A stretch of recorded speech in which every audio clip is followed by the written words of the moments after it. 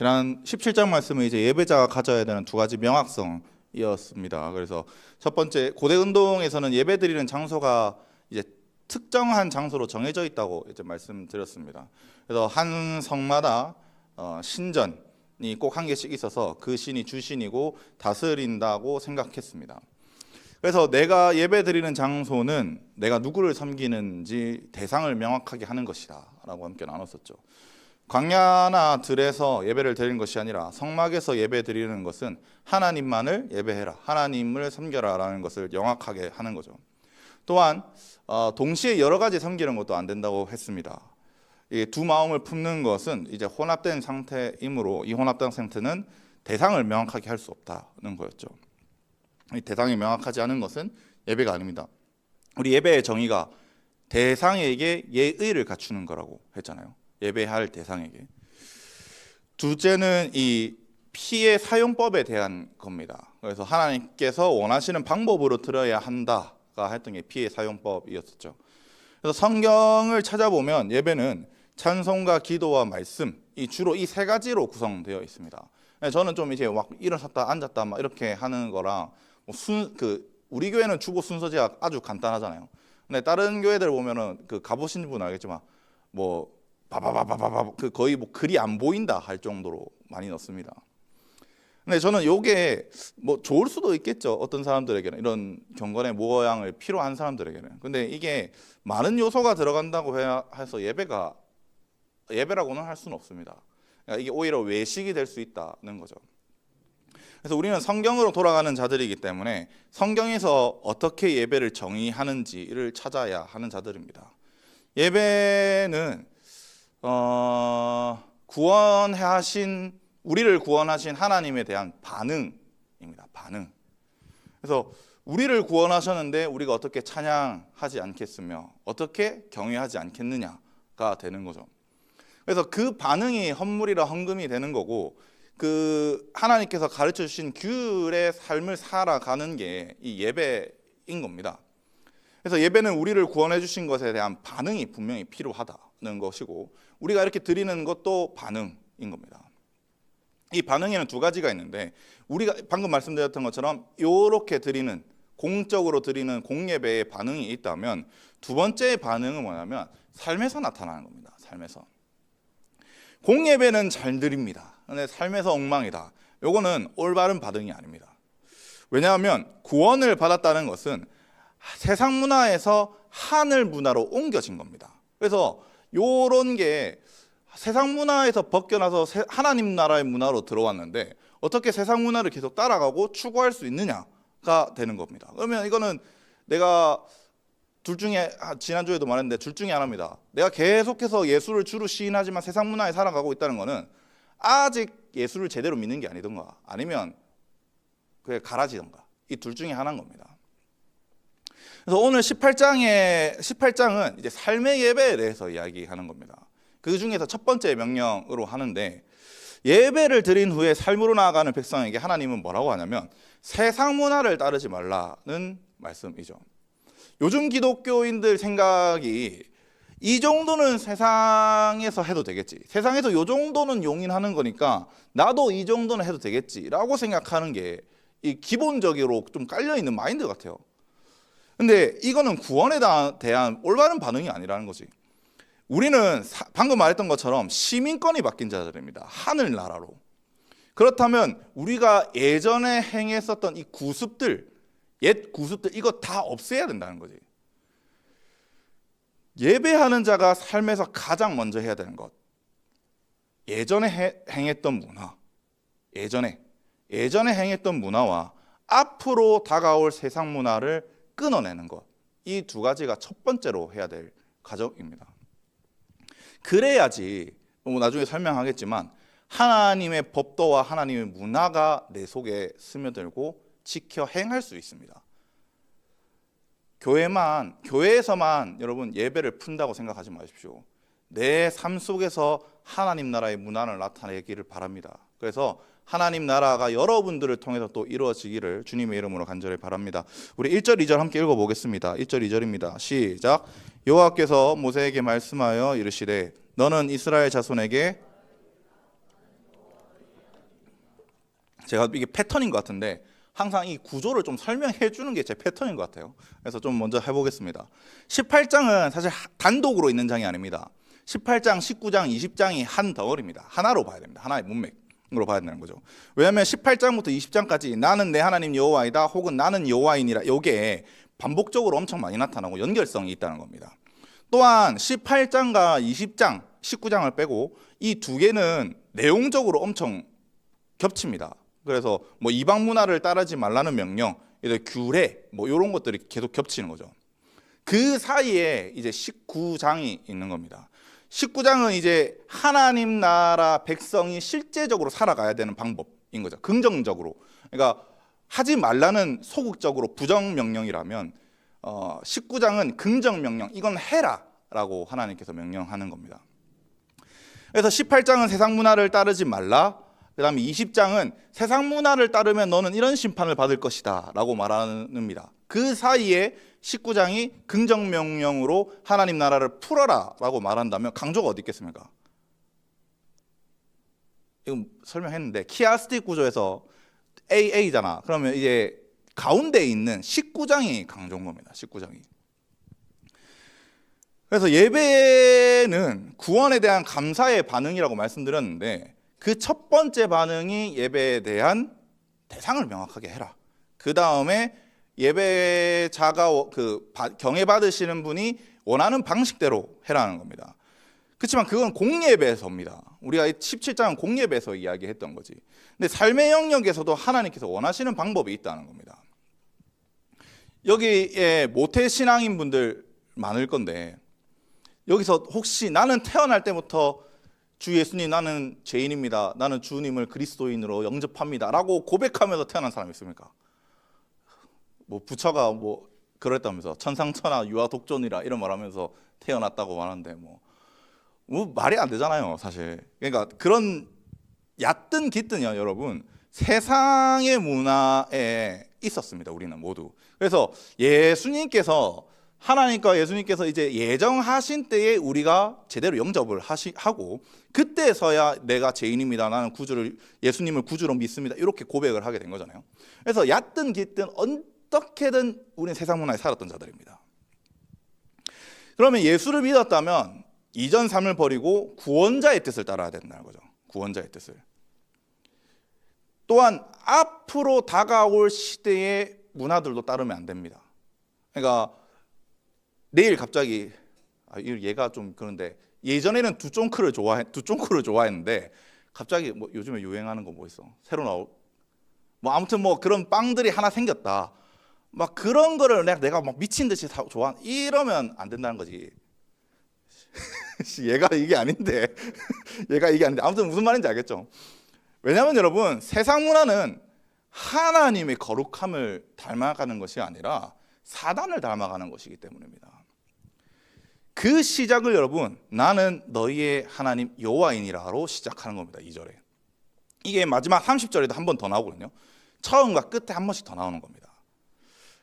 나는 너희의 하나님 여호와이니라, 좀 줄여서는 나는 여호와이니라, 이거 줄여서 표현한 건데 이게 세 가지 문맥에서 나타납니다. 첫 번째, 출애굽 시켜주신 분이 누구인지 상기시켜 주실 때. 출애굽을 이스라엘이 혼자 했습니까? 독립운동에서 했습니까?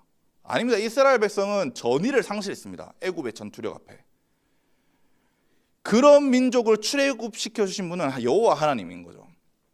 그래서 하나님께서 출애굽시켜 주시니 둘째로 나의 말을 지켜 행하라는 문맥에서 나타납니다. 어떤 사람이 여러분들에게 큰 도움을 주셨다면 그 사람에 대한 마음은 어떨까? 당연히 감사하는 마음이 쏟아져 나오겠죠. 그리고 그 사람 따르게 돼 있습니다, 여러분. 그리고 그 큰 은혜가 크면 클수록 더 따르겠지. 하나님은 우리를 구원해 주신 분, 내가 노예의 신분에서 자유인의 신분으로 바꾸주신 분입니다. 그러면은 이스라엘 백성은 감사함으로 따를 수밖에 없는 겁니다. 근데 따르면 이 하나님의 명령이, 예를 들면 감사를 주셨던 분의 명령이 그 사람이랑 상관없는 말을 하겠습니까? 그 사람과 상관 있는 성품과 상관이 있는 말을 하겠습니까? 좀 쉽게 표현하면 하나님께서 우리에게 명령을 하실 때 하나님의 성품과 맞는 것을 명령하시겠습니까? 맞지 않는 걸 명령하시겠습니까? 맞는 걸 명령하십니다. 이게 뭐냐면 세 번째가 뭐냐면 하나님을 닮아갈 때 쓰는 게 나는 여호와 하나님 너희의 하나님 여호와니라가 되는 겁니다. 하나님이 세상을 이처럼 사랑하사 독생자를 주셨으니 이는 자녀를 멸망치 않고 영생을 주려 하심이니라 라고 말씀하셨던 것처럼요, 하나님은 우리에게 구원을 주셨고 그리고 그 구원을 주신 걸 뒤에 보면 닮아가기를 원하는 겁니다. 요한복음 3장 17절 이후로 쭉 보면 우리의 구원은 예수 그리스도를 통해서 하나님을 주셨다면 우리는 당연히 하나님에 대해 감사한 마음이 있고 하나님을 모방하고 하나님을 따르는 태도, 성품 자체도, 그래서 내가 거룩하니 너희도 거룩하라 라고 하시는 거죠. 그분을 닮아가기 위해서는 가장 먼저 해야 되는 게 뭐냐? 3절 4절입니다. 3절 4절 함께 읽어보겠습니다. 시작. 너희는 너희가 거주하던 애굽 땅의 풍속을 따르지 말며 내가 너희의 인도할 행하지 말고 너희는 내 법도를 따르며 내 규례를 지켜 그대로 행하라.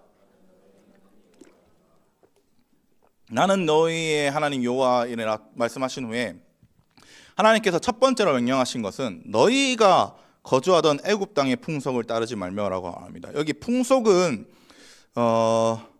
마아셰라고 해서 일이라는 뜻이긴 한데 어떤 특정 장소가 나타나면 행위, 행동이라고 해서 이제 살던 방식을 좀 소개합니다. 그래서 개역개정에서도 요거는 이제 풍속이라고 하는데 저는 개인적으로 이제 풍속이니까 문화가 번역이 잘 됐다고 생각하는데 요거를 조금 더 우리식으로 직관적으로 표현하면 문화입니다. 문화. 그 사람들의 문화 방식으로 살지 말라는 겁니다. 그러면 애굽의 문화 방식이 뭐냐? 우리가 좀 살펴봐야 되는데 애굽이 제일 유명한 게 뭐냐면 말 이런 게 아닙니다. 음란입니다. 음란. 애굽에서 가장 유명한 건. 에스겔서 16장 25절 한번 들어줄래요? 에스겔서 16장 25절에 보면은 이렇게 말씀합니다. 내가 높은 데를 높은 길 어귀에 쌓고 내 아름다움을 가증하게 하여 모든 지나가는 자에게 다리를 벌려 심히 음행하고, 이거 애굽을 표현하는 거거든요. 또한 23장 3절이죠. 네. 그들이 애굽에서 행음하되 어렸을 때 행음하여 그들의 유방이 눌리며 그 처녀의 가슴이 어루어 만져 졌나니라고 말씀하는 것처럼 애굽의 행동을 다 묘사하는 거거든요. 그러니까 애굽이 그만큼 음란하고 타락했다, 성적으로 타락했다 이렇게 보면 되겠습니다. 그래서 그럼 무슨 문화냐 하면은 이집트 왕실 문화는요, 여러분 근친상간이 만연했습니다. 이집트에. 왜? 왕족의 혈통을 유지하기 위해서라는 겁니다. 그래서 이거는 뭐 한 특정 왕조만 말하는 게 아니라 이집트가 내가 알기로는 몇 왕조래? 27왕조인가 25왕조인가 정확하게 기억이 안 나네. 아무튼 그 왕조까지 있는데 36왕조구나. 그 있는데 거기까지 전 세대에 다 걸쳐서 근친상간이 유명했습니다. 근친상간이. 그래서 이집트의 문화가 무엇이냐? 근친상간을 통한 왕권 강화입니다. 이거를 이제 파라오니즘이라고 합니다. 저는 이제 학적인 용어로. 근데 좀 더 학적으로 들어가면 뭐 오시리스, 이시스라고 문화라고 하긴 하는데 파라오니즘 하겠습니다. 조금 더 우리한테 친숙하니까. 이 파라오니즘은 여러분 지도자에게 절대적인 권위를 부여하는 문화입니다. 문화. 그래서 이집트에서 근친상간을 행하는 거는 왕족이 절대적인 권력을 행하는 건데 요게 좀 이제 독재 아니면 공산주의 체제 요런 거랑 좀 비슷한 맥락이 좀 있습니다. 그다음 백성들 속에서도 만연했거든요. 이 파라오니즘이. 근데 파라오니즘은 좀 왕권 강화라면 오시리스, 이시스 문화는 그 주술입니다. 주술. 무슨 주술이냐? 우리로 치면 점 보는 거, 타로 카드 가는 거. 요런 것들을 이제 미래를 점치고 이렇게 한다는 것 자체가 이 주술적인 존재에 의지한다 해서 오시리스, 이시스 문화 이렇게 합니다. 두 번째로는 이제 가나안의 풍속과 규례를 행하지 말라고 하는데 풍속은 똑같이 마하세거든요. 그래서 그 문화를 의미합니다. 가나안의 문화를 따르지 말고 규례는 히브리어로 후코트라고 돼 있어서 이게 하카크라는 단어에서 나오는데 하카크는 색이다, 글로 적다 뭐 이건데 철필로 돌에다가 글을 적을 때입니다. 여러분 철필에 글 적으면 지울 수 있나? 그 돌에다가 글 새기면 못 지우잖아요. 그런 겁니다. 절대로 바뀌지 않는 법. 절대로 이거는 앞으로도 있었어도 안 바뀔 법들, 이런 것들을 이제 후코트라고 쓰죠. 후카. 여러분, 우리나라에도 법이 있듯이 어느 나라에서도 법이 있습니다. 근데 그 법 중에서 법을 만들거나 뭐 할 때 제일 중요한 게 뭘까? 뭐 여러 사람 많이 모여야 된다, 뭐 이런 거 있을 거잖아요. 법을 만들 때 가장 중요한 건 가치입니다. 가치. 어떤 가치관을 가지고 이 법을 제정하며 나아갈까 하는 겁니다. 내가 공산주의를 지지한다, 그럼 공산법을 지지하겠죠. 사회주의법이나 이런 거. 내가 자유민주주의를 지지한다면 자유민주주의의 법을 기록하는 거죠. 그래서 이 가치관을 추구하는 거에 따라서 법 내용이 달라지는 겁니다. 그리고 모든 나라의 문화는, 여러분, 문화와 법은 이 가치관에 따라서 결정되는 겁니다. 사실은. 그래서 내가 하나님 나라의 가치관으로 살고 있는가, 내가 사단의 나라의 가치관으로 살아가고 있는가를 표시하는 것은, 여러분, 내가 어떤 문화에서 살아가고 있는지를 알면, 삶인지 보면 알 수 있습니다. 내가 하나님 나라의 문화를 살고 있으면 하나님 나라의 가치관을 살고 있겠지만, 사단의 문화를 살아가고 있다면 내가 사단의 가치관을 살아가고 있는 거지. 그래서 절대로 이 돌에 새겨진 글을 함부로 지울 수 없는 겁니다. 하카크는. 이 하카크가 돌에 새겨졌다고 했는데, 예를 들면 요게 돌이라고 칩시다. 돌인데 여기까지 내가 이제 사단의 법을 딱 적었어. 여기까지. 근데 그 뒤에 내가 하나님 나라의 법을 적는다고 해서 이 가치관이 바뀝니까? 안 바뀝니까? 안 바뀝니다. 왜냐하면 제일 첫 번째 법이 제일 중요하거든. 이미 애굽과 가나안 가치가 있기 때문에 이 가치관은 바뀌지 않습니다. 그럼 내가 사단의 나라에 우리는 이미 사단의 나라에 살고 있었습니다. 원래는. 그러면 내가 하나님 나라의 새로운 가치관으로 살면 어떻게 되냐면 그 돌판을 깨트려야 되는 거지. 돌을. 그래서 새로운 돌판에 새로운 가치관에 새로운 법을 써야 하는 겁니다. 그래서 사람에게 새로운 문화가 한번 지어지는 건 사실 좀 거의 불가능에 가깝거든요. 엄청난 노력과 씨름이 있어야 됩니다. 그래서 누가복음 13장 24절에 예수께서 좁은 문으로 들어가라, 너희에게 이르노니 들어가기를 구하여도 못 들어가는 자가 많다, 이렇게 말씀하는데, 이게 그만큼 천국에 들어가고 싶은데 말만 하지 행동으로 하는 자들이 없다라고 말씀하는 문맥이거든요. 실제적으로 삶을 변화되고 싶으냐, 고단과 노력이 필요하다는 겁니다. 사도행전에서 바울이 3년 동안 사라집니다. 바울이. 근데 갈라디아서에서 왜 3년 동안 사라졌는지 그 이유를 설명하는데, 아라비아에 있는 시내산에서 말씀을, 자기가 이때까지 알고 있었던 말씀을 새롭게 다 뜯어 고칩니다. 3년 동안 훈련하면서. 바울은 가말리아 문화에 배웠었던 유대교 엘리트 중에 엘리트입니다. 근데 이 유대교 문화의 엘리트 중 엘리트고 이 문화에 젖어들어 있던 사람인데, 어떻게 이 문화가 한꺼번에 예수를 만났다고 해서 갑자기 막 바뀌진 않잖아요. 여러분들 예수 만났다고 바로 바뀝니까? 아니잖아요. 내가 가지고 있는 구습이 있습니다. 구습. 그래서 3년 동안 시내산에서 말씀을 새롭게 보고, 아, 이게 예수 그리스도의 관점으로 보니까 이런 관점으로 풀어야 되구나 하는 이런 새로운 문화가 생기는 과정이 있었다는 거죠. 3절에 보잖아요. 3절에 보면 수식어가 이렇게 되어 있습니다. 이스라엘의 상황을 보면 너희가 거주하던 땅이라고 말했습니다. 이 3절 한번 펴줄래요? 3절? 18절 3장? 그 18장 3절? 보면은 너희가 거주하던 애굽 땅이라고 했는데 이거는 완료형입니다. 완료형. 그래서 이미 거주하고 나왔던 땅을 말하고, 내가 너희를 인도할 가나안 땅이라고 하잖아요. 요거는 이제 들어갈 분사형으로 돼 있어서 계속 들어가는 걸 진행하고 있다는 뜻입니다. 요 말은 뭐냐면 이스라엘은 지금 어디 있다는 거야? 광야에 던져져 있는 상태인 겁니다. 그래서 지금 막 성막이 건설되었고요.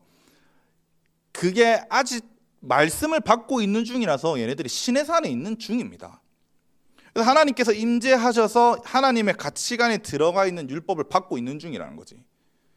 그리고 그 기간이 여러분 받으면 뭐해? 훈련하는 기간이 얼마야? 40년이 이 앞에 2년 빼버리고 실제로 광야에 살아가서 훈련받던 시간 38년이거든요. 38년 동안 계속 뺑뺑이 돕니다. 그러고 나서 어떻게 되냐? 여호수아를 중심으로 얘네들이 하나님 말씀에 돌진하고 달려가는 거지. 저는 여러분들이 이런 시간이 있었으면 좋겠습니다. 이스라엘과 바울처럼 모든 것을 단절하고 하나님의 말씀을 문화화하는 시간. 이런 사람들이 있어야지. 이런 사람이 나라를 바꾸고 세상을 바꾸고 세상 문화를 바꿀 수 있는 자가 되는 겁니다. 한국 교회 성도가 세상 문화 속에 계속 사는 이유, 뭐 술 마시는 성도가 아직도 있다, 뭐 가라지들 찌다 빼고 아직도 있다, 뭐 그런 거 이야기하는 거, 왜? 세상 문화법을 깨트려 본 적이 없기 때문입니다. 세상 문화법을 깨트린 적이 없는데 어떻게 하나님 나라 문화를 살아가겠습니까? 그래서 반드시 하나님 내 세상법을 깨트리고 하나님 나라의 법을 새로 배우는 시간이 필요하다는 겁니다. 그러면 우리가 무엇을 해야 하냐? 4절에 보면 이 깨트리고 난 다음에 무엇을 해야 되냐? 너희는 내 법도를 따르며 내 규례를 따르라고 이렇게 말씀하죠. 법도는 이제 미시파트라고 해서 다스리다, 재판하다라는 뜻을 가진 샤파트에서 나왔습니다. 이 샤파트가 이제 사사가 나온 거죠. 쇼페팀으로 해서. 법도가 뭐냐면 여러분, 재판하다, 다스리다 했잖아요, 샤파트가. 그래서 하나님의 다스림이 있는 것. 그러니까 내가 하나님의 다스림으로 살아가라는 거고요. 두 번째는 따른다고 돼 있는데 여기 할라크가 돼 있습니다. 여기 미완료형으로 돼 있어서 그냥 일반적으로 완료해라 이런 게 아니라 계속해서 지속적으로 해라는 의미를 가지거든요. 이 할라크는 누군가를 따라가다, 어떤 지침을 따라가다 이런 의미도 가집니다. 그래서 하나님의 다스림을 따라 행하라는 거죠. 그 다음에 이제 규례죠. 규례는 아까 후코트입니다. 이제 문화 쪽에 관련된 하나님 철필로 새겨진 하나님의 나라에 절대 바뀌지 않는 법을 따라서 행할 줄 알아야 한다는 겁니다. 그래야 하나님 율법으로 살아내는 자가 이 가치관을 풀어낼 수 있기 때문이다 하는 겁니다. 5절 한번 읽어볼게요. 5절입니다. 시작. 너희는 내 규례와 법도를 지키라. 사람이 이를 행하면 그로 말미암아 살리라. 나는 여호와이니라. 하나님은 그 규례와 법도를 지키라. 이 지키라는 샤마르라고 했는데 샤마르는 지키다도 되는데 이 문맥에 따라서 감시하다, 신중하게 주의를 기울이다 뭐 이런 의미로도 번역이 됩니다. 아니면 울타리를 치다. 이것도 다 그 샤마르의 포함인데 하나님의 규례와 법도를 내가 잘 지키고 있는지 지속적으로 감시할 필요가 있다는 겁니다. 나를 감시해야 한다는 겁니다. 특히 요 샤마르는 초소병들한테 이 초소를 지킬 때 쓸 때도 샤마르를 쓰거든요. 그 군대에서 초소를 대한 훈련을 받으면 항상 하는 말이 있습니다. 그 듣는 말. 경계에 실패한 군인은 용서할 수 없다. 용서할 수 없단다? 아무튼 뭐 그거. 그런 말이 있습니다. 경계에 실패하면 안 된다는 말이거든요. 반드시 해야 된다. 적군이 쳐들어오는지 안 오는지 경계하면서 계속 감시할 수 있어야 된다 하는 건데, 이처럼 우리가 하나님의 말씀을 어기고 있는지, 하나님 말씀의 테두리 울타리 안에서 우리가 잘 살아나가고 있는지 이걸 계속 점검해 가야 한다는 거죠. 그래서 사람이 이것을 행하면 그것으로 말미암아 살리라라고 하는데, 이 5절을 보면 율법을 행해야지 구원을 받는다는 말인가? 가 됩니다. 요 9절만 보면. 그래서 이게 행위구원론자들이 대표적으로 잘 써먹는 구절인데, 여러분 이스라엘 이 내러티브를 이해하자 합시다. 이스라엘은 언제 구원받았습니까? 출애굽 때 구원받았습니다. 출애굽 때. 출애굽 때 이미 구원을 받았는데 무슨 구원을 새로 받았어? 천국에 들어가는 구원? 얘네들한테 아직 천국의 구원은 하나님 나라 가나안 그런 게 아닙니다. 하나님 이미 구원을 받은 자들입니다. 하나님 백성이 된 자들입니다. 그러니까 이 3절과 4절 문맥을 살펴보면 산다는 의미는 단순한 생명연장 혹은 구원을 받는다는 것을 의미하지 않습니다. 지금 이스라엘 백성이 출애굽하여서 가나안 땅에 들어가는 과정을 서술한 거니까 세상 문화는 이제 깨어지고 하나님 나라 문화로 살아갈 수 있게 되는 걸 이야기하는 겁니다. 하나님 나라 문화로. 그래서 요게 에베소서 4장 22절, 24절, 4장 22절, 24절 이 가장 잘 맞는 겁니다. 같이 읽어볼까요? 시작. 너희는 육의 욕심을 따라 썩어져가는 구습을 따르는 옛사람을 버리고 오직 너희의 심령이 새롭게 되어 하나님을 따라 의와 진리의 거룩함으로 지으심을 받는 새 사람을 입으라. 요게 말이 새 사람을 입으라 뭐였지? 하나님 나라 들어가서 새로운 법에 살아라는 의미잖아요. 구원받은 자라면 옛 습관을 버리고 새로운 사람의 삶을 살아야 된다는 겁니다. 그게 5절에 보면 살리라.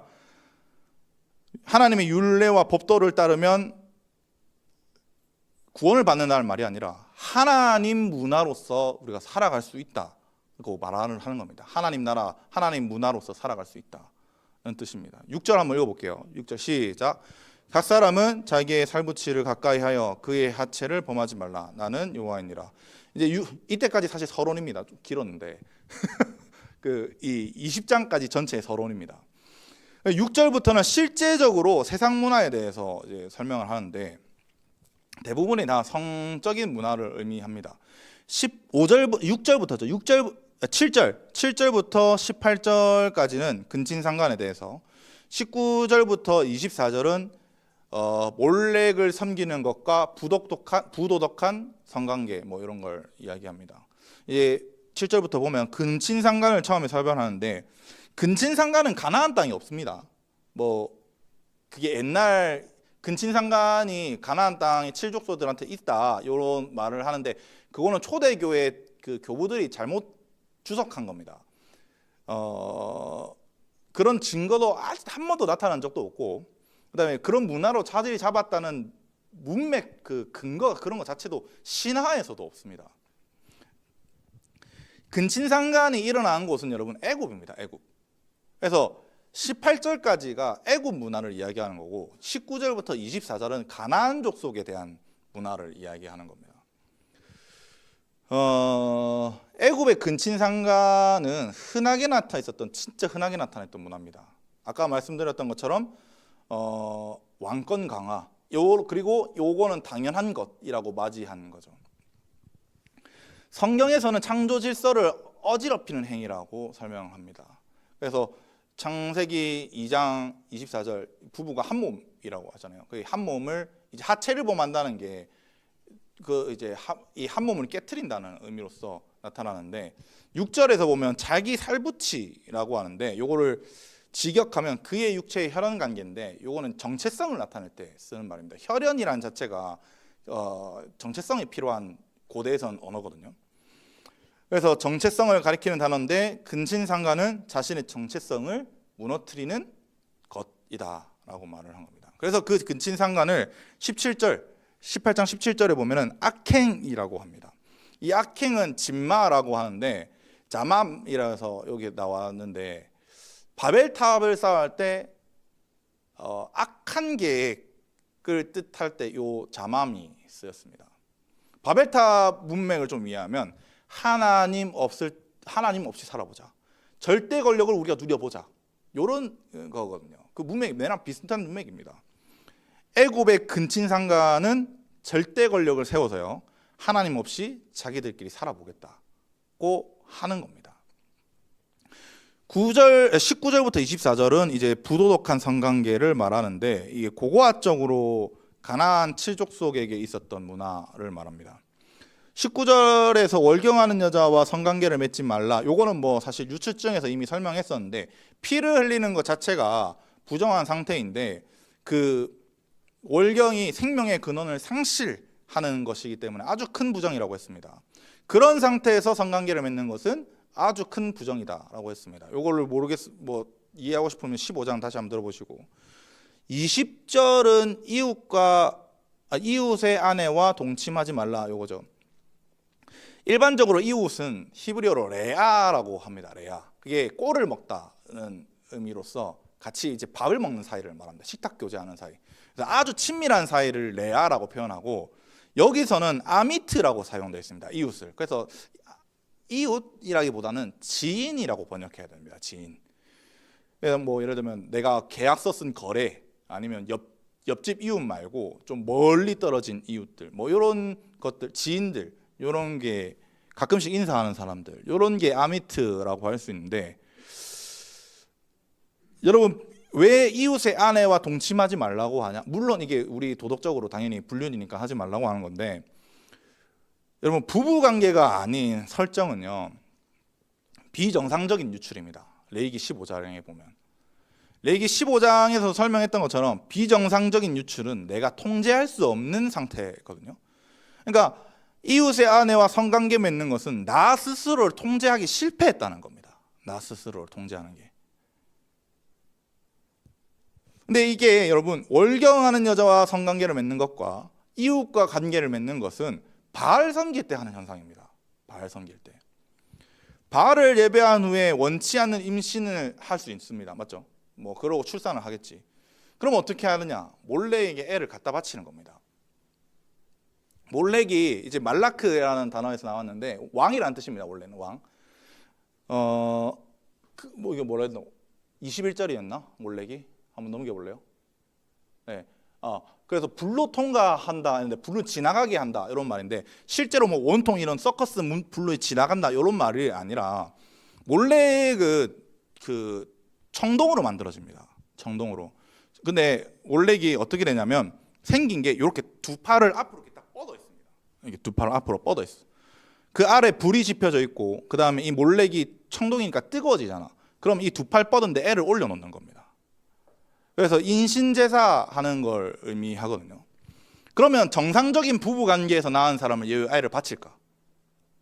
아닙니다. 어떤 애를 바치겠노? 신전창녀들이 출산을 했다든지, 혹은 부부관계가 아닌 외도를 통해서 출산을 했었을 때 이게 들킬 위험이 있다거나 이런 거 있으면 몰렉한테 갖다 바치는 겁니다.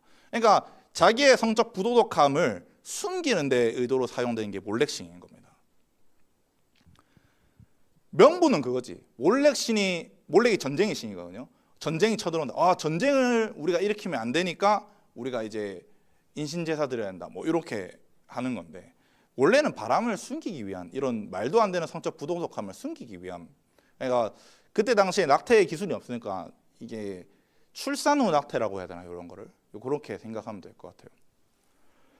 그래서 바알과 몰렉은 연결되어 있습니다. 바알을 예배하는 건 사람 가릴 것 없이 모두 예배하잖아요. 내 이웃의 아내를 탐하는 거잖아요.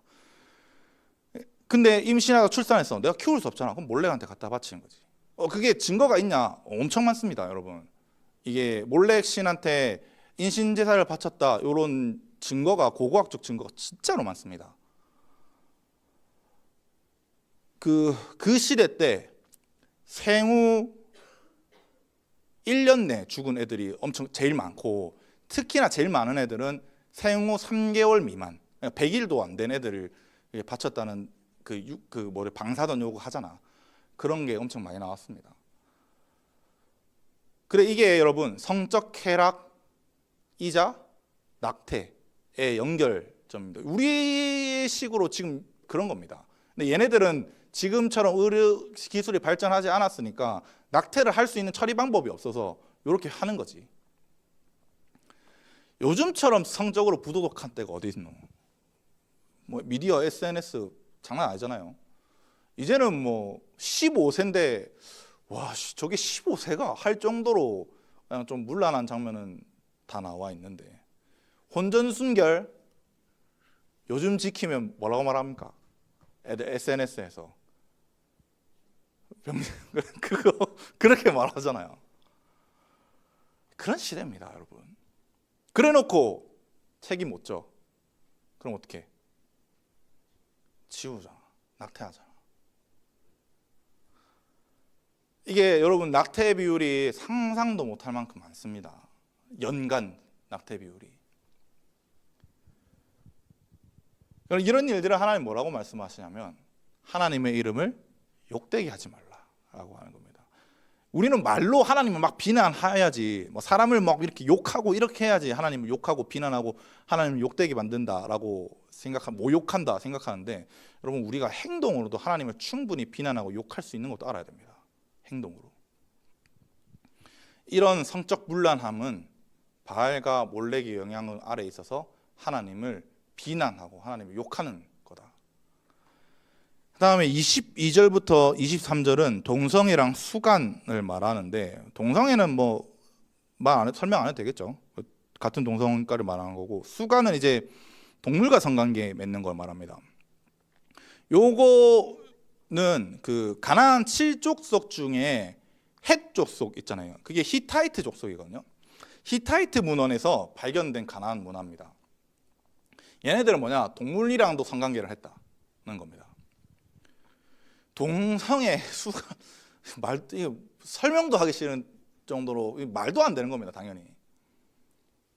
요즘에 또 한국 사회 동성애 뭐라 하면은 차별주의자, 인종차별보다 더 심한 게 요새는 성차별이라고 해서 동성애자들 차별한다고 말하는데, 이미 그런 프레임 씌워져 있습니다. 이미 몇몇 나라들은 동성혼을 아예 이미 허락하고 있고, 아직 통과되고 있지 않은데 이제 좀 소송으로 해가지고 수간을 통과해달라고 하는 나라들도 몇몇 좀 일어나고 있고. 이게 왜 죄냐하면 22절 동성애는 여러분 가증한 일이다 해서 이 토에바거든요. 히브리어로 혐오스럽다는 겁니다. 하나님 앞에서. 그 다음에 23절에 수간은 이는 문란한 일이니라 라고 말하는데, 요거는 문란이라는 말보다 테벨이라는데 바랄이라고 해서 혼합하다 썩다라는 말입니다. 창조 질서는 원래 질서대로 돼 있잖아. 근데 그걸 섞어버렸다고. 그래서 테벨, 이제 문란이라는 말보다 혼합된 상태, 창조 질서가 어겨진 상태를 의미하는 겁니다. 수간과 동성애는 하나님께서 창조하실 때 세워놓은 창조 질서를 무너뜨리는 행위입니다. 무너뜨리는 행위. 사실 앞에 있었던 근친상간도 똑같은 거죠. 하나님께서 창세기 1장에서 창조하실 때 그 세워놓으신 질서를 선하다고 말씀하셨거든요. 근데 그 질서를 어지럽히는 것은 무질서하게 만드는 것이자 가증하다는 거죠. 혐오스러운 것, 하나님께. 왜 세상 문화를 따르지 말라? 근친상간을 뜻하는 파라오니즘, 그 다음에 바알과 몰렉, 히타이트 문화 이런 걸 따르지 말라는 이유, 얘네들이 하나님의 창조 질서를 흔드는 행위이기 때문입니다. 이러한 것들이. 18장은 성 문제가 아닙니다. 하나님께서 세워놓으신 질서에 불순응하겠다는 의미입니다. 우리는 하나님께서 세워놓으신 질서를 가치관 삼아서 그대로 이행하며 살아야 하는 자들이 되어야 됩니다. 창조 질서가 깨어있는 세상 속에 살아있는 순간 여러분, 우리는 하나님 나라와 멀리 있는 겁니다. 제가 말하는 이게 우리가 조금 직설적으로 표현하지만 좀 강한 것만 좀 표현하잖아요. 근친상간 이런 거 말하지만 이 문화적인 것 자체를 전체적으로 이야기하는 거죠. 이 문화에서 파생된 이 가치관에서 파생된 모든 것들을 다 이야기하는 겁니다.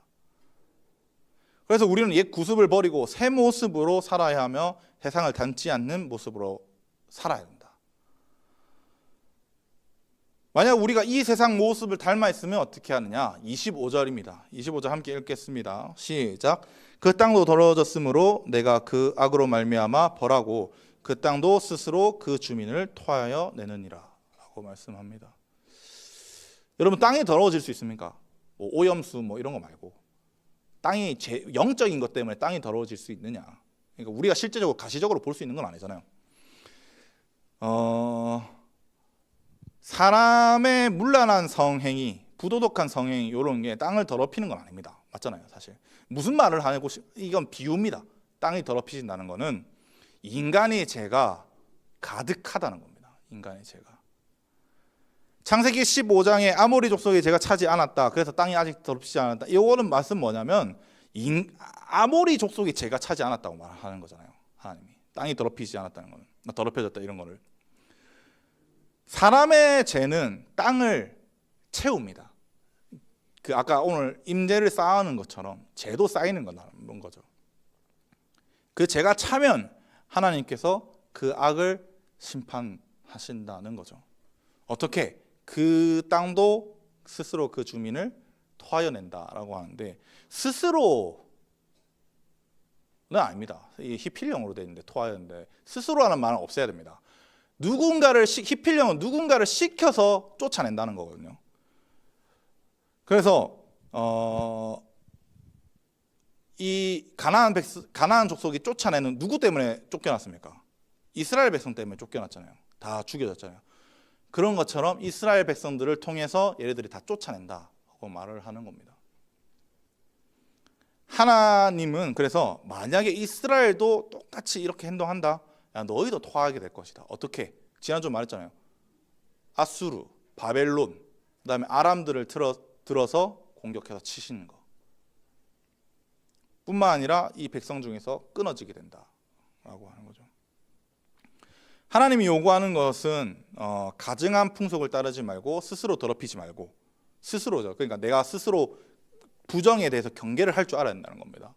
그 다음에 하나님의 율례와 법도를 지킬 필요가 있다는 겁니다. 즉 하나님께서 세워놓으신 창조 질서를 흔들지 말라는 겁니다. 창조 질서라고 해서 조금 막 뭐 세상 만물이 돌아가는 이런 질서를 이야기한다고 생각하는데 그게 아닙니다. 하나님 나라 문화 자체가 창조 질서입니다. 하나님 나라 문화 자체가. 창조 질서가 무너지는 것은 하나님께서 세우신 규율에 무엇인가 더하는 것도 포함입니다. 그래서 빼는 것도 포함이지, 빼는 거는 안 지키는 거니까 당연한 건데 더하는 것도 창조 질서를 어기는 겁니다. 율법에 세상 가치관 썩는다. 그게 어떻게 창조 질서가 됩니까? 하나님의 말씀과 세상 문화는 하나로 섞일 수 없다는 겁니다. 그래서 우리는 옛 구습을 벗어버리는 훈련을 계속해야 합니다. 요즘 사상 뭐 있노? 사상 포스트 모더니즘이라 하잖아요. 진리는 상대적인 것이다. 여러분 진리가 어떻게 상대적입니까? 진리라는 말 자체가 하나, 아유 그 글을 모르는 것들인가 진짜.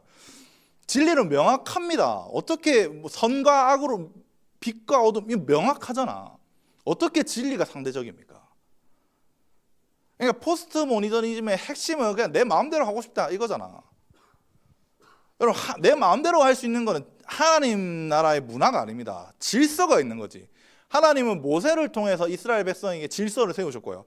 아론을 통해서 제사의 질서를 세우셨고요. 다윗을 통해서 왕국의 질서를 세웠고 신정국가의 왕국을 세우셨고. 그러니까 우리는 교회도 질서에서 죽고 질서에 살고 이렇게 가야 됩니다. 무질서는 혼란이지 하나님의 성품과 상관없는 겁니다. 또 두 번째는 과학주의 있죠. 과학주의. 과학이 만능이다. 과학만이 진리다. 뭐 이렇게 말하는 애들. 그런데 여러분 그거 압니까? 이성주의가 발달하고 나서 과학이 엄청 많이 활발하게 발달했잖아요. 지금까지 과학 주장은 계속 바뀝니다. 지금까지도. 토마스 쿤이라는 사람이 있습니다. 제가 개인적으로 좋아하는 사람 중에 한 명인데 이 사람이 과학혁명 구조라는 책을 썼거든요. 그 구조에 설명하는 주제가 딱 세 가지 이야기입니다. 과학은 순수하게 객관적이거나 중립적이지 않다. 순수하게. 진리로 점점 가까워지는 것이 아니라 진리에서 어떤 패러다임이 새로 만들어졌다. 그러면 진리에서 멀어질 수도 있다고 말을 합니다. 마지막으로 말하는 건 뭐냐면 과학적 합의, 그러니까 우리가 기본적으로 알고 있는 이거는 과학자들이 합의하고 있는 과학이잖아요. 그것도 사회적 산물이라는 겁니다. 사람이 결정해서 만들어낸 거지 그게 진리라고는 말하지 않는 겁니다. 또 문화 어떻습니까? 뭐 아까 말했던 것처럼 바알 사상, 쾌락을 추구하는 문화, 그 다음에 동시에 몰래 책임을 회피하려고 하는 거. 여러분 이게 영적인 영역도 물론 있지만요. 고대야 신화지 그때 당시 사람들이 생각하고 있던 문화를 형상화하고 내러티브를 만든 것뿐입니다. 정당성을 추구하기 위해서. 내가 바알 신을 믿으면 내가 하는 건 당연한 거잖아. 몇 년 전에 감리교, 미국 감리교입니다. 미국 감리교, 한국 감리교 아니고 동성애를 찬성하지 않는 목사들 다 제명시켰습니다. 몇 년 전에. 이게 한 2년 됐나? 그 정도 됐을 겁니다. 최근에 뭐 일어났죠 뭡니까? 미국 감리교 똑같은 교단에서 성경적 세계관을 유지하는 신학교의 승인을 다 철폐했습니다. 뭐냐? 신학교인데 성경을 안 가르치겠다는 거야. 무슨 이게 포스트 모더니즘인가? 한국 여러분 신학교 가보십시오. 답도 없습니다. 얼마 전에 감리교 구약학 교수가 그 성경은 오류 투성이다 이야기하면서 그 근거를 이제 그 노아 방주의 그 몇 장인지 기억 안 나요. 6장에서는 두 쌍씩인데 나중에 7쌍 나오고 부정한 짐승은 2쌍, 정결한 짐승은 7쌍 뭐 이런 식으로 데리고 오라고 이야기하는데 그래서 오류 투성 그게 오류래. 그거는 히브리 셈법을 몰라서 그런 겁니다. 히브리가 어떻게 히브리적 관점을 어떻게 수를 세는지 몰라서 그런 말을 하는 겁니다.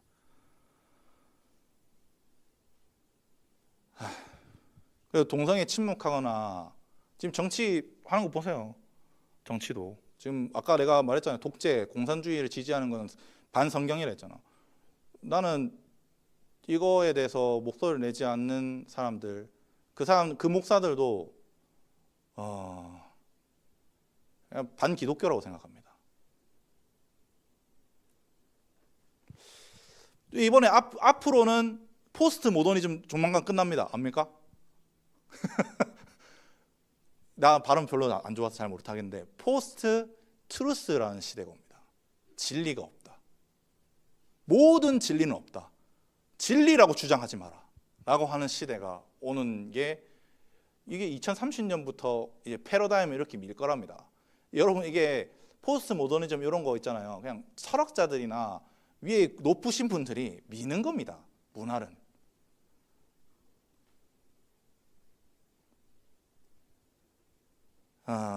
미디어는 공사나 뭐 전체주의를 계속 만들어내고 있고 앞으로 말도 안 되는 수많은 문화들이 우리에게 접하고 말도 안 되는 철학 사상들이 우리에게 접목될 겁니다. 여러분 유일한 진리는 하나님과 하나님의 말씀이 성경입니다. 이 진리를 기반하여서 우리는 패러다임을 구축해야 되고요.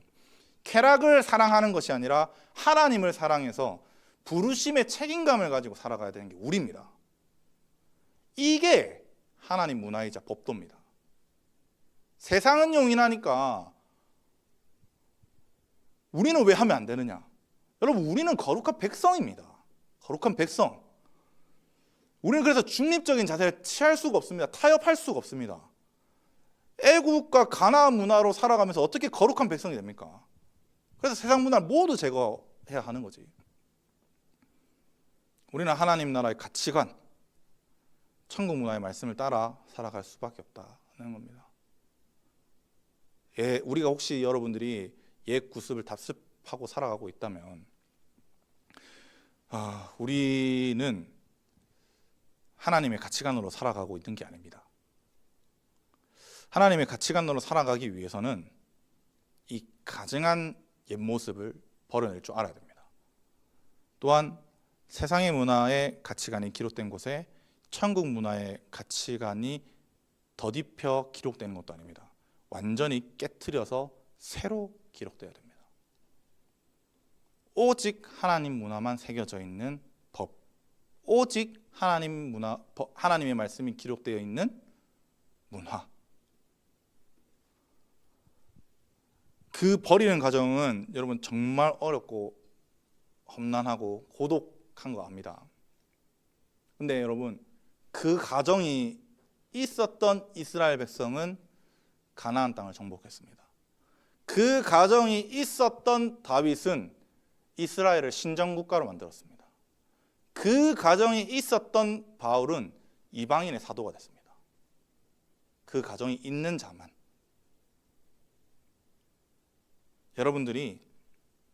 저는 여러분들이 이런 이스라엘같이 다윗같이 바울같이 옛 구습을 깨트린 자가 되고 여러분들이 가는 곳마다 옛 구습이 깨지길 바랍니다.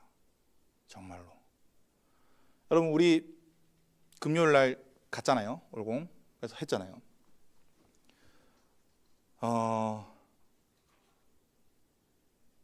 많이 우리는 그런 것처럼 세상에서 나가서도 싸우고 이기고 할 줄 알아야 된다는 겁니다. 우리 목소리를 내지 않는 건 중립이다. 말도 안 되는 개떡 같은 소리, 개논리를 펼치지 말라 하십시오. 나는 중립이다. 하나님 나라의 중립은 없습니다. 하나님 나라의 중립은 내가 혼합해서 살겠다는 것뿐이 안 됩니다. 여러분들께서 가는 곳마다 이 혼합을 깨트리고 옛 구습을 깨트리고 하나님 문화를 새롭게 쓰는 자들이 되시기를 주님의 이름으로 간절히 바랍니다. 기도하겠습니다.